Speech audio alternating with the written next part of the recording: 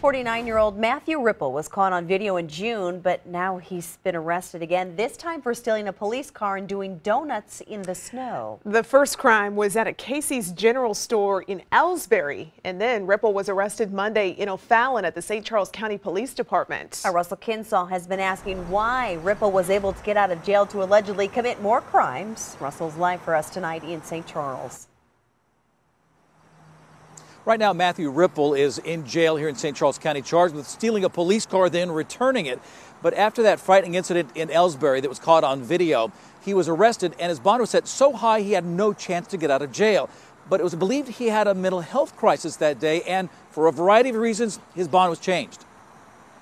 In surveillance video from June 29th, Matthew Ripple could be seen walking into the Casey's General Store in Ellsbury with an assault-style rifle and his 14-year-old son.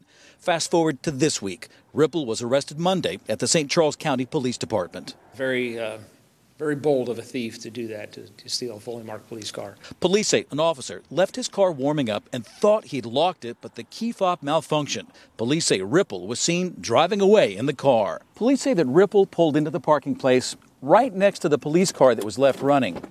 He left his car here, and obviously police could have checked the license plate, looked up to see who owned the car, and then gone to look for him. But in the end, they didn't have to do that. About 5 minutes later, the vehicle returned to the lot and was driving very erratically on our lot. Ripple was arrested without incident. In June in Ellsbury, he was accused of threatening people with an AR-15 style rifle and saying someone was trying to kill him. He finally surrendered to police. Initially, bond was set at $100,000 cash only. Later, it was reduced to $50,000 and he was allowed to put up only 10%. 4 days later, he posted bond and was released. 2 days after his arrest in St. Charles County, his bond in Lincoln County was revoked. I asked Lincoln County prosecuting attorney Michael Wood why Ripple's bond would have ever been reduced. He said conditions were added, have a mental evaluation, no guns and no drugs. But the biggest reason is that he had no criminal history. It weighs very heavily. Yeah, normally you would presume that someone who's lived their entire life with no significant criminal history whatsoever would be presumed to not be a danger to society. Certainly hadn't been in the past. After what happened in Ellsbury, it is surprising that following his arrest in St. Charles County, a judge here set his bond at only $2,500.